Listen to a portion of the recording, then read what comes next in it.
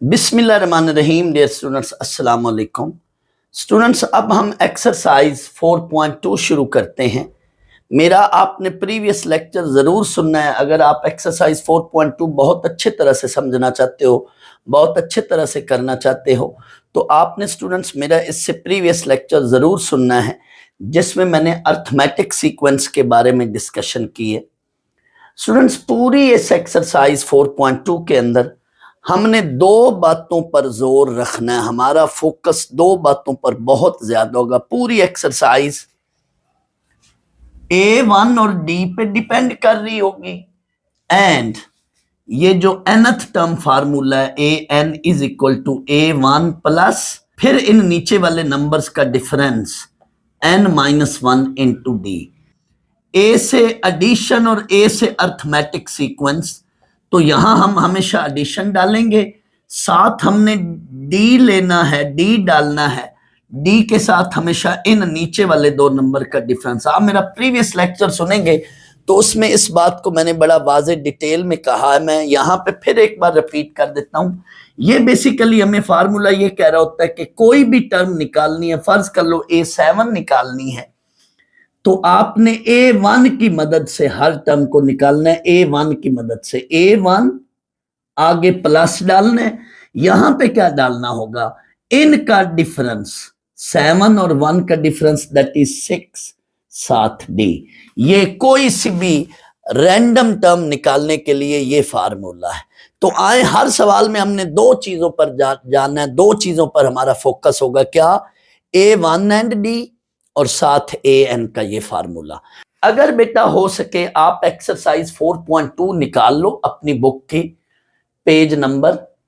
आपकी बुक का पेज 128 है। उधर एक्सरसाइज निकालकर यहां ऊपर शुरू में नोट लिखकर वो दो चीजें लिख लो कि in the whole exercise we shall concentrate on A1 and D। Number 2, AN is equal to A1 plus n-1 into D।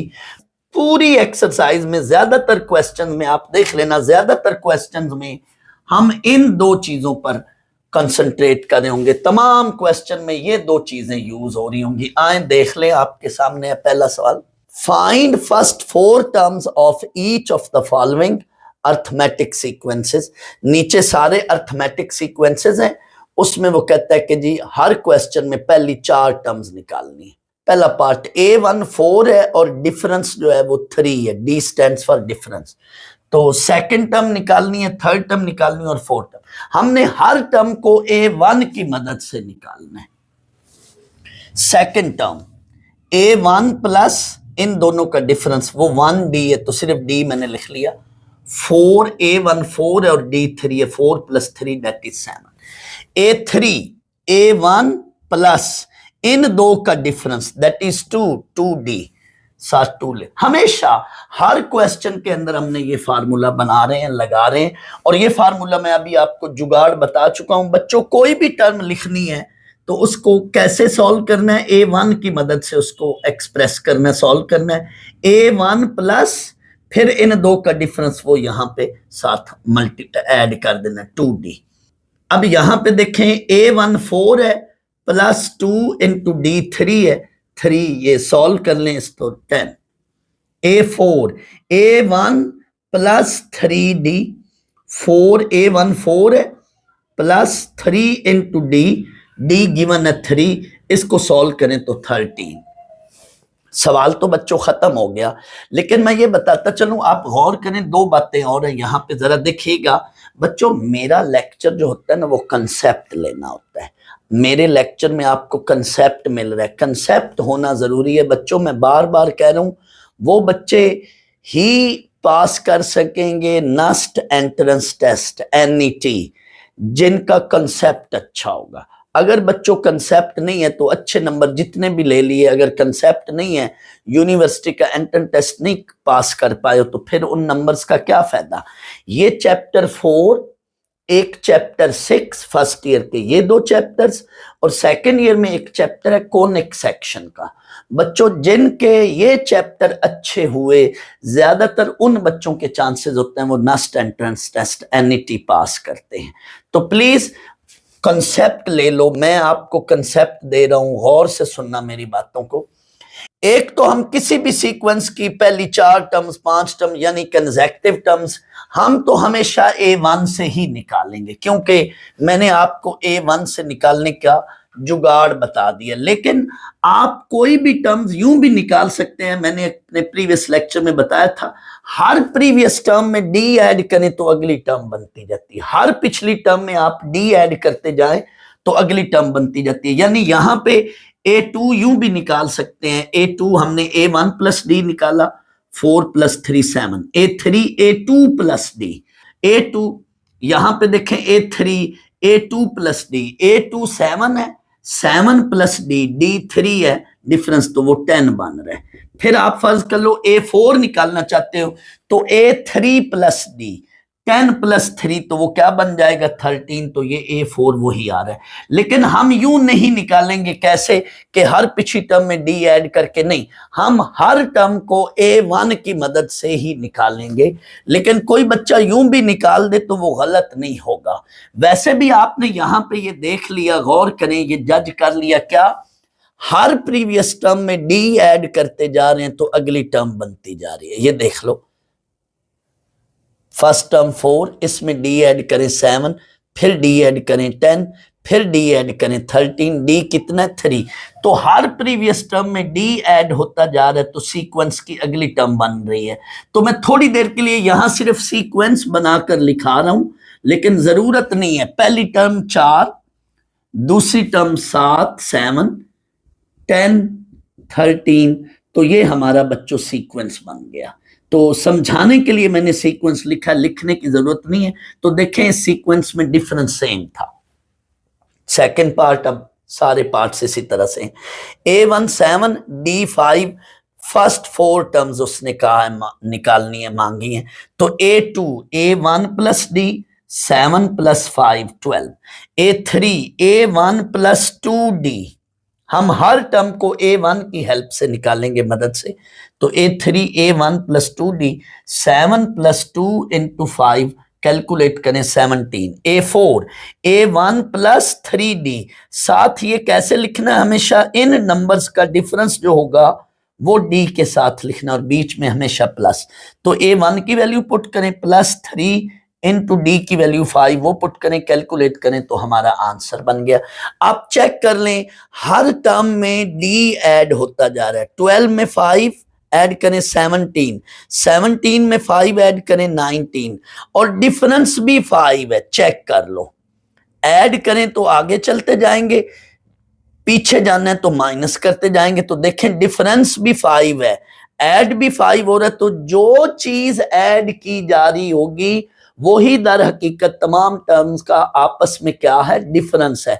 और जब भी बच्चों डिफरेंस लेना है, डी मीन डिफरेंस, तो डिफरेंस कैसे लेना है, एनी टर्म माइनस उससे प्रीवियस टर्म। डिफरेंस कैसे लेंगे, कोई भी टर्म लिखते हैं तो फिर माइनस आगे उससे प्रीवियस टर्म। ये बच्चों 6 पार्ट देख लें, ये 6 पार्ट में A1 और डी की वैल्यू फ्रैक्शन में है। तो बच्चों डी कुछ भी हो सकता है, डी पॉजिटिव भी हो सकता है, डी नेगेटिव भी हो सकता है, डी फ्रैक्शन में भी हो सकता है, और डी जीरो भी हो सकता है। जीरो वाली सीक्वेंस, अर्थमेटिक सीक्वेंस जहां डी जीरो होगा, इस पे मैं बाद में बहस करूंगा। लेकिन डी बच्चों नेगेटिव भी हो सकता है, डी पॉजिटिव भी हो सकता है, डी फ्रैक्शन में भी हो सकता है। और n जो होगा, मैं आगे ये बात बतानी थी लेकिन मैं इसी के साथ कनेक्शन दे रहा हूं। n बेटा इस चैप्टर में n क्या होगा, n is a natural number. ये जो हम फार्मूले में n लिखते हैं, यहां बेसिकली ये n क्या है, नेचुरल नंबर है। दर हकीकत इस चैप्टर की बात हो रही है। n क्या है ये मैं पहले पिछले लेक्चर में बता चुका हूं। n पोजीशन ऑफ टर्म बताता है, n हमें टर्म का एड्रेस बताता है कि टर्म कहां पड़ी है, कौन समी टर्म है, कितनी टर्म है। तो n दर हकीकत पोजीशन बता रहा होता है, n दर हकीकत टर्म का नंबर बता रहा होता है कितनी टर्म है। तो पहली टर्म हो सकती है, या दूसरी टर्म हो सकती है, या तीसरी टर्म हो सकती है, चौथी या पांचवी या छठी। तो दर हकीकत n क्या है, ये नेचुरल नंबर्स हैं। तो याद रखना है चैप्टर 4 में सीक्वेंस एंड सीरीज वाले में चैप्टर में n क्या है, नेचुरल नंबर। और परमुटेशन कॉम्बिनेशन वाला चैप्टर जो 6 है उसमें भी n क्या है, नेचुरल नंबर। तो इसमें बच्चों d जो है वो फ्रैक्शन में और a1 3/8 है, d भी फ्रैक्शन में है, a1 भी फ्रैक्शन में है, कुछ भी नहीं। आप कैलकुलेटर से सारी चीजें निकाल लें, कैलकुलेशन कर लें। a2 a1 प्लस d, इसको कैलकुलेट करें। a3 a1 प्लस 2d, हर टर्म को हम a1 से निकाल रहे हैं। a1 प्लस d, इनका डिफरेंस 1d, इनका डिफरेंस 2d, इनका डिफरेंस 3d। जो इन नीचे वाले नंबर्स का डिफरेंस होगा प्लस के साथ वो नंबर इनटू 7d। तो कैलकुलेट कर लो, वैल्यूज पुट कर।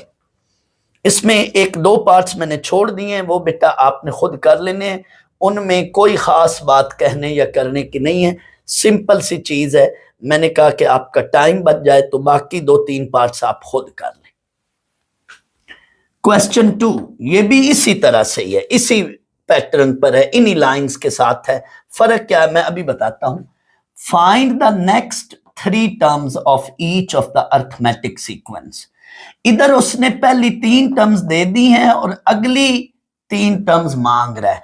यहां पे उसने खुद बच्चों a1 और d दे दिया था, इधर हम a1 और d खुद बनाएंगे, निकालेंगे और फिर आगे वही काम। a1 क्या है, फर्स्ट टर्म, a1 खुद लिखना है, बनाना है। a1 क्या है, फर्स्ट टर्म। d क्या है, डिफरेंस। और d बच्चों कैसे लेते हैं, कोई से भी 2 टर्म्स का डिफरेंस लेना है, कोई सी भी 2 टर्म्स का, any term minus previous term. तो मैं हमेशा सेकंड टर्म और फर्स्ट टर्म का डिफरेंस ही लूंगा, यानी डी बेसिकली मैं यहां यूं निकाल रहा होता हूं, लेकिन मैंने डायरेक्ट कैलकुलेशन कर ली है, यूं नहीं लिखा a2 माइनस a1, डायरेक्ट लिख लिया a2 की वैल्यू माइनस a1 की वैल्यू, तो d मिल गया। d पॉजिटिव हो सकता है, नेगेटिव हो सकता है, 0 हो सकता है, कुछ मर्जी हो। d से नहीं डरना कि d की क्या वैल्यू आ गई, नहीं।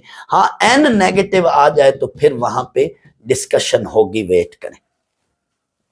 a1 और d मिल गया, बस अब हमने इससे आगे 3 टर्म्स निकालनी है। तो ये पहली 3 टर्म्स हैं, इट मीन इससे आगे 3 टर्म्स, चौथी टर्म, 5वीं टर्म और 6ठी टर्म, ये निकालनी। तो चौथी term a1 plus 3d, values put करो। 5वीं term a1 plus 4d, values put करो। a6 a1 plus 5d, a1 और d की वैल्यू मालूम है, पुट करके कैलकुलेशन कर लो, खत्म बात, नो प्रॉब्लम। एक और बात सुन ले बच्चों, स्टूडेंट्स किसी तरह का भी सीक्वेंस हो, चाहे अर्थमेटिक हो, चाहे ज्योमेट्रिक हो, चाहे हार्मोनिक हो, ये बातें आगे आएंगी, ज्योमेट्रिक सीक्वेंस क्या होता है या हार्मोनिक क्या होता है, मैं वैसे बता रहा हूं। कोई मर्जी किस्म का सीक्वेंस हो, अर्थमेटिक, ज्योमेट्रिक या हार्मोनिक, हमें बच्चों 3 टर्म्स ही काफी होती हैं पूरे सवाल की कैलकुलेशंस के लिए। किसी भी सीक्वेंस के लिए जब 3 टर्म दी गई हैं तो हमें फौरन गैस हो जाता है कि ये अर्थमेटिक है या ज्योमेट्रिक है, क्योंकि 3 टर्म से फौरन हम गैस कर लेते हैं कि इनका तो डिफरेंस यहां पे सेम है। अगर बच्चों डिफरेंस सेम हो तो वो अर्थमेटिक सीक्वेंस होता है, अगर रेशो सेम हो तो वो ज्योमेट्रिक सीक्वेंस होता है। ज्योमेट्रिक सीक्वेंस आगे आएगा, फिलहाल मैंने कनेक्शन साथ ही बातों का जोड़ रहा था तो मैंने बोल दिया। ज्योमेट्रिक सीक्वेंस में रेशो सेम होती है, अर्थमेटिक सीक्वेंस में डिफरेंस सेम होता है। मैंने ये बात इसलिए यहां पे बच्चों के कर दी है कि एक तो उसने खुद बोल दिया कि ये अर्थमेटिक सीक्वेंस है, लेकिन एंट्रेंस टेस्ट में यूं होता है कि the next 3 terms of sequence, sequence का नाम नहीं बोलता, सीक्वेंस का नाम नहीं बोलेगा, सिर्फ लफ्ज सीक्वेंस आगे लिखा होगा, अर्थमेटिक या ज्योमेट्रिक हम खुद गैस करेंगे। तो बच्चों अगर 3 टर्म्स गिवन है, आगे कुछ भी नहीं गिवन, तो डिफरेंस देखो सेम है, इट इज AP। सो हम हर पिछली टर्म में d ऐड करके अगली टर्म निकालते जाएंगे। तो किसी भी सीक्वेंस के लिए 3 टर्म्स ही काफी होती हैं, दैट्स वाई उसने पहली 3 टर्म्स लिखकर आगे सो ऑन लिख दिए। Just for any sequence we just need only 3 terms to check whether it is arithmetic sequence और ज्योमेट्रिक सीक्वेंस। तो ये बेटा जो है, आए आगे करते हैं इनके बाकी पार्ट्स। फर्स्ट पार्ट कर दिया मैंने, सेकंड इसी तरह से है, ये थर्ड देख लें। इसमें A1 1/2 है, D निकालें, second term minus first term, second term minus first term, ये D मिल गया, बस कोई प्रॉब्लम ही नहीं। A1 और D निकाल लिया, इन क्वेश्चंस की तरह आगे A4 निकालेंगे, क्योंकि पहली 3 टर्म्स गिवन है, अगली 3 निकालनी है, चौथी टर्म, पांचवी टर्म और छठी term. A4 A1 plus 3D, values A1 की और D की मालूम है, पुट करो, कैलकुलेट करो, आंसर मिल जाएगा। A5 A1 प्लस 4D, हम हर टर्म को A1 की मदद से निकाल रहे हैं, लेकिन कोई बच्चा यूं भी कर सकता है कि हर पिछली टर्म में D ऐड करता जाए तो अगली टर्म मिलती जाएगी। आपकी मर्जी है बेटा, इस तरह से भी कर सकते हैं, लेकिन आप चाहें तो ऐसे भी कर सकते हैं, और हम ऐसे ही कर रहे हैं। क्या? A1 से हर टर्म निकाल रहे हैं। A1 plus 3D, A5 A1 plus 4D, A6 A1 plus 5D, A1 और D की वैल्यूज मालूम है, पुट करो, कैलकुलेट करो, आंसर बन जाएगा, मिल जाएगा। चौथा पार्ट भी इसी तरह से है, इसमें कोई खास बात नहीं है, जस्ट वैल्यूज डेसिमल में है और अगली वैल्यू नेगेटिव है, तो जब भी डिफरेंस लेना है तो चेक करना, हर टर्म नेगेटिव है, डेसिमल में है और हर टर्म नेगेटिव है, तो डी डिफरेंस कैसे निकालेंगे? Next term minus previous term, A2 minus A1, तो ये जब खुद प्रीवियस टर्म नेगेटिव हो तो ये नेगेटिव उसको क्या कर देगा? पॉजिटिव। ये भी ख्याल रखना है कि जब आप डिफरेंस में नेगेटिव डालते हैं और प्रीवियस टर्म जो आप यहां पे डाल रहे होते हैं वो इटसेल्फ नेगेटिव है, तो डी का जो डिफरेंस होता है वो वाला डिफरेंस इस ए, जो भी ये A1 टर्म की नेगेटिव वैल्यू होगी उसको क्या कर देगा? पॉजिटिव कर देगा। तो ये फिर कैलकुलेट करें तो 4 आंसर बन गया, बस अब आगे कोई इश्यू ही नहीं है। A1 भी निकाला हुआ है, D भी निकल गया है, तो A4 A1 plus 3D values put करें, A5 A1 plus 4D, A6 A1 plus 5D calculate कर लें। अब आए जी आगे, क्वेश्चन नंबर 3 में क्या कह रहा है, प्लीज अपनी बुक निकालें बच्चों। ये लफ्ज लिखा हुआ है फाइंड 11th टर्म, बेटा बुक निकालें और ये क्वेश्चन निकालें। 11th टर्म को अंडरलाइन करें, प्लीज ये जरूर कर लें, इससे बड़ा फायदा होगा। कल को जब आप बुक दोबारा अपनी तैयारी के लिए बुक निकालोगे तो आगे ये चीजें मार्क की होती ना, तो बच्चे को खुद कॉन्फिडेंस मिलता है कि ये चीज पहले भी मैंने की हुई है, ये जो ऊपर कुछ लिखा हुआ है इसका मतलब है मैं पहले इस एक्सरसाइज से गुजर चुका हूं। तो प्लीज अपनी बुक का पेज निकालें, पेज है, आप अपनी बुक का पेज 128 निकालें और उसमें बेटा क्वेश्चन 3 के साथ अंदर ये जो 11th टर्म है इसके ऊपर लिख लें A11 साथ क्वेश्चन मार्क डाल। हमें इस क्वेश्चन के अंदर बच्चों 11th टर्म निकालनी है। एक लम्हे के लिए रुकें, 11th टर्म का मतलब क्या होगा? A11 that is A1 plus, अब आगे क्या है, इन नीचे वाले नंबर्स का डिफरेंस, इनका डिफरेंस है 10D। हमने D के साथ इधर क्या चीज लिखनी है? डिफरेंस लिखना है, किन का? इन नीचे वाले डिजिट्स का। ये डिफरेंस क्या बन रहा है? 10D के साथ 10D लिख दो, दैट इज। अब आए तो 11th टर्म निकालनी है, सीक्वेंस ये है। इधर बेटा सीक्वेंस देकर अगली 3 टर्म्स मांग रहा था, लेकिन यहां जो है सीक्वेंस देकर जस्ट 11th टर्म मांग रहा है। तो ज्यादातर क्वेश्चन में 2 चीजों पर हमारा फोकस है, प्लीज नोट करें, A1 और D पर, ये देख लो, या फिर इस फार्मूले का। ये फार्मूला अब हमें डायरेक्ट किसी टर्म को निकालने में हेल्पफुल हो रहा है। A1 plus n-1 into D, जैसे A1 प्लस n का डिफरेंस 10D, तो कोई टर्म रैंडम निकालनी हो तो ये फार्मूला हेल्पफुल होता है। तो 11th टर्म अब निकाल लो, A1 और D में पुट कर दो, A1 और D की वैल्यू पुट कर दो, तो ये आंसर। तो बेसिकली इस फार्मूले में भी A1 और D मिल रहा है, इट मीन ज्यादातर इस चीज की गेम है, A1 और D की, क्योंकि A1 और D इसमें भी यूज हो रहा है। देखिए ना, इस फार्मूले में इटसेल्फ A1 और D हम यूज कर रहे हैं, तो ये 11th टर्म मिल गई। क्वेश्चन नंबर 4 में कहा जा रहा है the third term of arithmetic sequence is 14। बच्चों आप अपनी बुक निकाल कर उसमें यहां पे इस चीज को अंडरलाइन करके ऊपर लिखें A3, ये जरूर मार्क करें। इसका आपको आगे बहुत फायदा होगा, बाद में जब आप तैयारी करेंगे तो उसमें इस बात का बहुत फायदा होगा। प्लीज लाजमी ये अंडरलाइन करके ऊपर A3 लिखें। बेसिकली ये कहा जा रहा है कि A3 आगे इक्वल 14 भी डाल लें। A3 की वैल्यू 14 है, यानी थर्ड टर्म 14 है। अगली इंफॉर्मेशन क्या है, इस पूरी चीज को अंडरलाइन करके लिखें A9 ninth term. A9 is equal to -1, ninth term की वैल्यू -1 है। मांग क्या रहा है, find first 4 term of the sequence, यानी यहां पे basically A1 A2 A3 A4 ये चीज मांग रहा है सीक्वेंस के अंदर।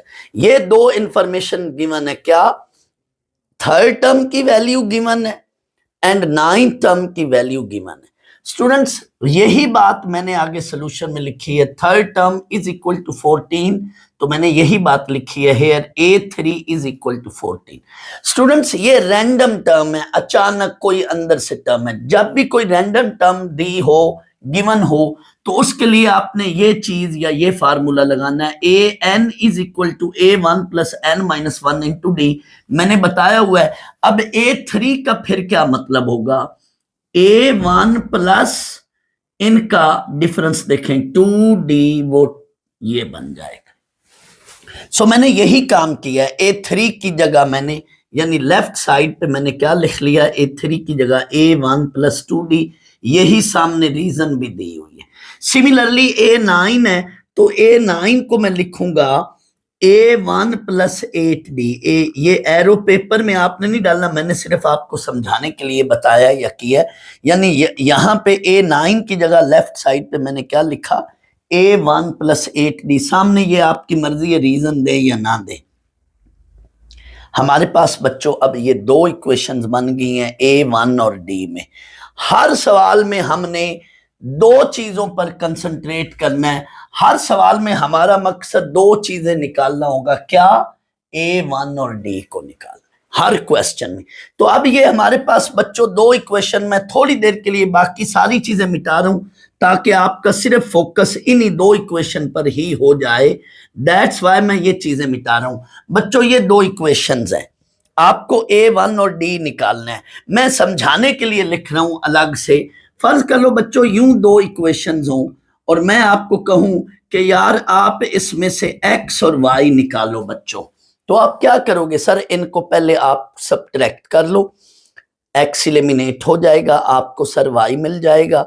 y की वैल्यू वापस किसी एक इक्वेशन में पुट कर लो तो x मिल जाएगा। यहां पे भी बेटा वही काम करना है हमने, ये x समझो और ये d को y समझो, A1 को x समझो, d को y समझो। तो हमने अब A1 और d निकालना है हर सवाल में। तो क्या करेंगे, पहले तो फौरन इनको बेटा सब्ट्रैक्ट कर लो, जिस इक्वेशन को ऊपर रख लो जिसको नीचे, उसमें कोई मसला नहीं। 1 और 2 को सब्ट्रैक्ट कर लिया। सब्ट्रैक्ट करेंगे तो जो इक्वेशन नीचे उसके साइन चेंज कर लेंगे। तो ये बेटा A1 से A1 कट गया, यहां पे हमें -6D इज इक्वल टू 15, -6 को डिवाइड करो, D की वैल्यू हमें मिल गई, D इक्वल टू -5/2। D की वैल्यू वापस इन दो में से किसी एक इक्वेशन में पुट कर लो, आपको A1 मिल जाएगा। A1 और D मिलता गया, जो मर्जी इंफॉर्मेशन बाकी उसने क्वेश्चन में मांगी होगी, जो मर्जी उसकी रिक्वायर्ड फॉर्म होगी, हम A1 और D की मदद से वो निकाल सकते हैं। जो कुछ उसने मांगा होगा हम A1 और D की मदद से AP के अंदर हर चीज A1 और D की हेल्प से निकाल सकते हैं। मैंने अपने प्रीवियस लेक्चर में भी बोला था और मैं फिर इधर भी बोल रहा हूं, अक्सर क्वेश्चन में बोल रहा हूं, हम हर सवाल के लिए, पूरी एक्सरसाइज के लिए हम क्या काम करेंगे, हर सवाल के अंदर हमारा मकसद होगा A1 और D निकाला करेंगे। A1 और D निकालने के बाद जो कुछ उसने मांगा होगा फौरन निकाल लेंगे। ये देखो अब वो कहता है first 4 term, it mean A2 अब निकालेंगे, A1 प्लस D, A1 और D ऐड कर लो कैलकुलेटर से, A3 A1 प्लस 2D, लेकिन A3 हमने इधर पहले मिला हुआ है क्वेश्चन में, A3 क्या है 14, ये कैलकुलेशन आप ना भी करें, A3 यहां मैंने मिटा दिया था, A3 ऑलरेडी हमारे पास पड़ा है, तो हमको A3 डायरेक्ट भी लिख सकते हैं, वरना यूं प्रॉपर इस तरीके से निकाल लें, A1 + 2D करके, A4 A1 + 3D करके।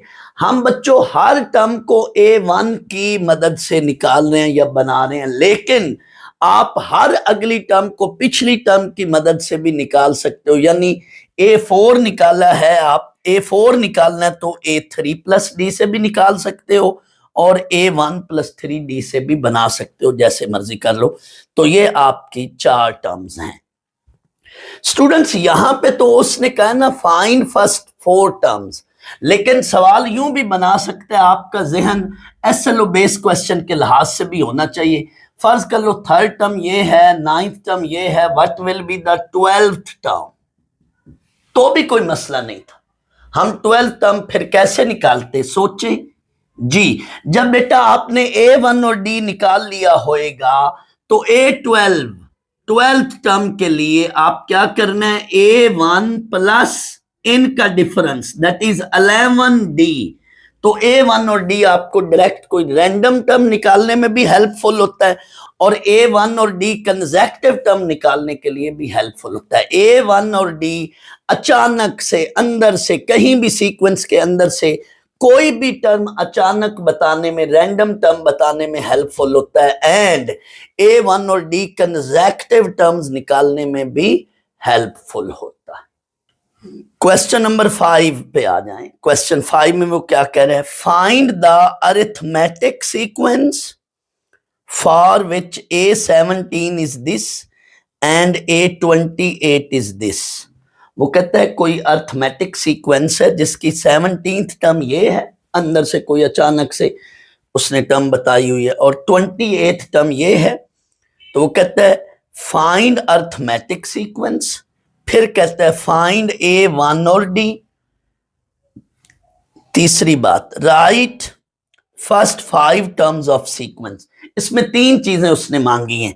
एक उसने कहा अर्थमेटिक सीक्वेंस बनाओ, फिर उसने कहा A1 और D बनाओ, फिर उसने कहा है कि फर्स्ट 5 टर्म्स भी बनाओ। लेकिन बच्चों जब वो कह रहे ना अर्थमेटिक सीक्वेंस बनाओ या निकालो, तो इतनी चीज की जरूरत नहीं है। वो ना भी मांगता तो भी मैं A1 और D ही निकालता। थोड़ी देर मैंने पहले बोला था कि A1 और D सीक्वेंस पूरे को जनरेट करने में, फाइंड आउट करने में भी हेल्पफुल होता है। तो जब ऊपर वाली चीज उसने कही है ना निकालें, क्या find the arithmetic sequence for, जब उसने कहा कि फाइंड द अर्थमेटिक सीक्वेंस, तो ये अंडरस्टूड है कि मैंने A1 और D निकालना ही निकालना, फिर मुझे A1 और D की जरूरत, फिर उसे उसको A1 और D पूछने की जरूरत नहीं है। तो आए अब हम इस सवाल का सलूशन करते हैं। स्टूडेंट्स इसमें भी वही बात जो पिछले क्वेश्चन की तरह थी, 17th टर्म गिवन है, A17 मेंशन की और A17 की वैल्यू मेंशन करने के बाद A17 को मैंने लिखा A1 + 16D। अब आपको मुझे बार बार ये बताने या कहने की नहीं जरूरत कि ये कैसे लिखा है। एंड A20 यानी 28 टर्म दैट इज -73, A20 की जगह मैंने लिखा A1 + 27D is equal to -73। अब वही बात इधर वाली, मेरे पास बच्चों ये 2 इक्वेशनें रह गई हैं, बन गई हैं। जरा मैं इनको मिटाकर फुली आपका फोकस इन पे रखना चाहता हूं। तो आप देखें इन 2 इक्वेशन से मुझे A1 और D निकालना, वही बात जो इधर मैंने XY की फॉर्म में बोली थी, यहां पे भी वही है। आपने क्या करना है, पहले इनको सब्ट्रैक्ट करने, हमेशा इसलिए सब्ट्रैक्ट करने कि A1 के कोफिशिएंट सेम है तो फौरन A1 खत्म हो जाएगा, सब्ट्रैक्ट करने से कैंसिल हो जाएगा। कैंसिल हो गया, हमारे पास यहां से ये D की वैल्यू ये बन गई, मिल गई। इसको सिंप्लीफाई करें, D -3 है। D की वैल्यू वापस इन इक्वेशन में से किसी एक में पुट कर लें तो A1 की वैल्यू मिल गई, बन गई। मैंने 1 इक्वेशन में पुट किया। A1 और D मिलने के बाद जो जो चीज सवाल में उसने मांगी हम आराम से बताते या निकालते जाएंगे। आए पहले मैं ये फर्स्ट 5 टर्म्स निकाल लूं, इसी से सीक्वेंस भी बन जाएगा। A1 और D तो मिला हुआ है, फर्स्ट 5 टर्म्स निकाल लेना, फिर सीक्वेंस भी बनाता हूं। तो सेकंड टर्म कैसे निकालेंगे, A1 प्लस D, वही बात जो इधर की थी consecutive term. A3 A1 plus 2D, values put करें। A4 A1 plus 3D, values put करें। हमने बेटा 5 टर्म्स निकाल ली। अब सीक्वेंस कहता है निकालो, तो थोड़ी देर पहले मैंने कहा था कि सीक्वेंस के लिए 3 टर्म्स ही काफी हैं, तो 3 टर्म्स लिखकर आगे सो ऑन लिख देते हैं। तो हमने तो 5 टर्म निकाल ली हैं, तो 3 ही काफी थी। पहली टर्म है 8, दूसरी टर्म है 5, तीसरी टर्म है 2, 8 5 2 कॉमा डाल के 8 5 2 सो ऑन, ये हमारा सीक्वेंस है, ये हमारा सीक्वेंस है। खत्म हो गया सवाल, पूरी बात होगी। तो A1 और D वो ना भी पूछता ना भी मांगता, तो सीक्वेंस के लिए मुझे जरूर A1 और D निकालना पड़ता है, क्योंकि A1 और D पूरे सीक्वेंस को क्या है, जनरेट करता है, बनाता है। तो A1 और D की तो जरूर मुझे जरूरत पड़नी थी। क्वेश्चन नंबर 6 है, the fifth term of an arithmetic sequence is 19।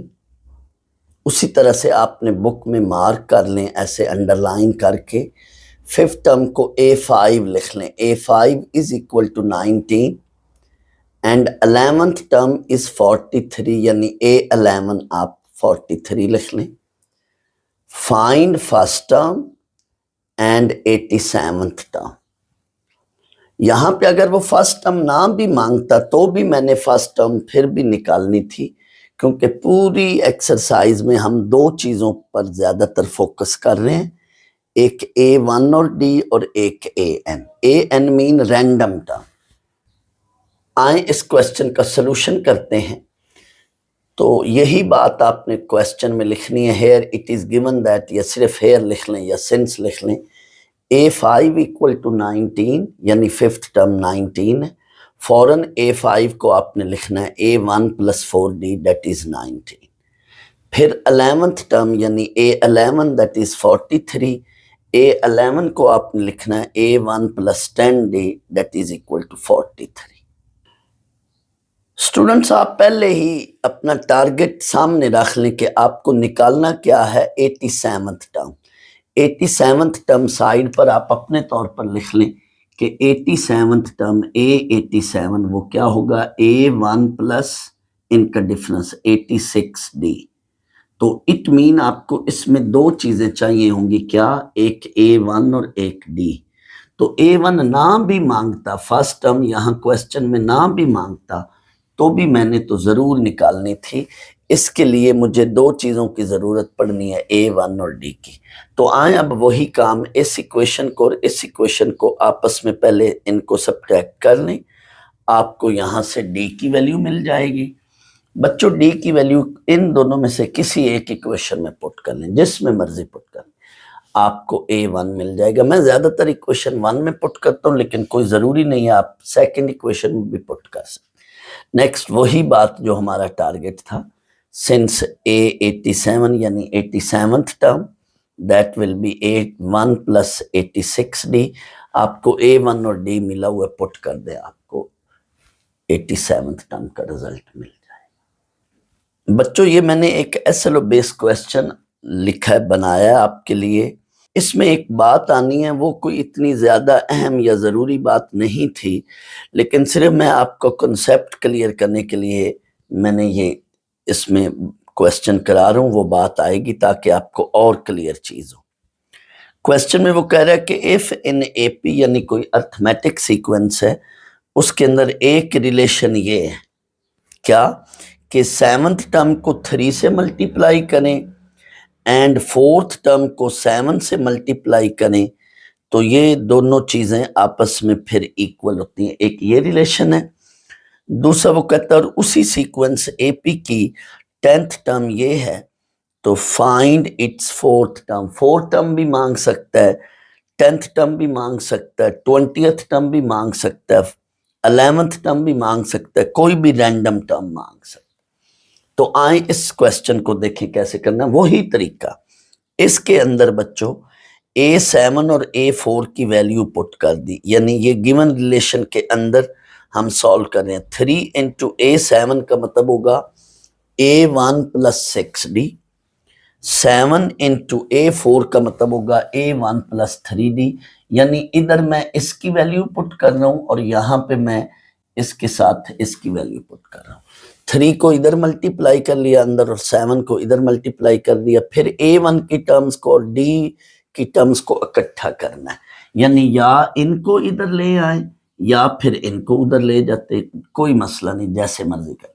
ये दोनों इधर आ जाएंगी तो ये 3A1 minus 7A1 minus 4A1, फिर ये 21D वाली टर्म इसके साथ जुड़ जाएगी, इकट्ठी हो जाएगी और ये चीज बनेगी। माइनस कॉमन लेकर इस माइनस को उधर डिवाइड कर लें, आपके पास एक इक्वेशन ये बन गई। यहाँ पे वो बात मैंने कहनी है, थोड़ी देर बाद रुक जाए। एंड सेकंड इंफॉर्मेशन ये थी कि A10 जो है वो ये 33 है, A10 को हमने लिखा A1 प्लस 9D उस फार्मूले की हेल्प से, तो ये हमारे पास 33 बन गया। अब बच्चों पहले जितने भी पार्ट्स किए थे अब वो बात आ गई, उनमें A1 के कोफिशिएंट सेम थे, A1 का इधर और इधर कोफिशिएंट क्या था, सेम, लेकिन यहाँ पे कोफिशिएंट सेम नहीं है। A1 का यहाँ पे 4 है कोफिशिएंट, जबकि यहाँ A1 का कोफिशिएंट 1 है। तो भला क्या करना चाहिए बच्चों, इसमें ये सीन बन गया, एक तरह से यूं समझ लें x plus 3y is equal to 7 and 2x plus 5y is equal to 11। तो हम फर्ज कर लो ऐसे दो लीनियर इक्वेशंस होती हैं, तो हम x या y निकालने के लिए क्या करेंगे, यहाँ पे फर्स्ट इक्वेशन को 2 से मल्टीप्लाई करके आपस में क्या करेंगे, सब्ट्रैक्ट करेंगे। इधर तो सीधा सीधा आपको सब्ट्रैक्ट कर लेते थे क्योंकि कोफिशिएंट A1 के सेम है, लेकिन यहाँ पे सेम नहीं है, तो जो भी फिर इनमें कोफिशिएंट होगा एक इक्वेशन का, दूसरे को उसके साथ क्या करेंगे, मल्टीप्लाई कर लेंगे। तो यहाँ पे आपने सेकंड इक्वेशन को 4 से मल्टीप्लाई करके फिर सब्ट्रैक्ट करेंगे, बाकी आगे वही काम। A1 और D मिल चुका होगा, A1 और D को उसने जो टर्म मांगी होगी उसकी वैल्यू लिखकर उसके अंदर पुट कर देना। यूं भी हो सकता है, मसलन जरूरी नहीं कि यहाँ पे A1 का यहाँ पे कोफिशिएंट जो है वो 1 है, तो फर्ज कर लो वो यूं भी कह सकता है कि 5A10 इज इक्वल टू 33। तो यहाँ पे ये जो 5 है ये मल्टीप्लाई होके ये 5A1 और 45D इस तरह से, तो फिर आपने फर्स्ट इक्वेशन को और सेकंड इक्वेशन को देखते हुए दोनों को किसी नंबर से मल्टीप्लाई करना है। मैं ये बात कह रहा हूँ, फर्ज कर लो ऐसे है, तो इसको फिर 2 से और इसको फिर 5 से मल्टीप्लाई करके आपस में सब्ट्रैक्ट कर लेना। तो यही सीन इधर भी हो सकता है, मैं ये आपको बता रहा हूं।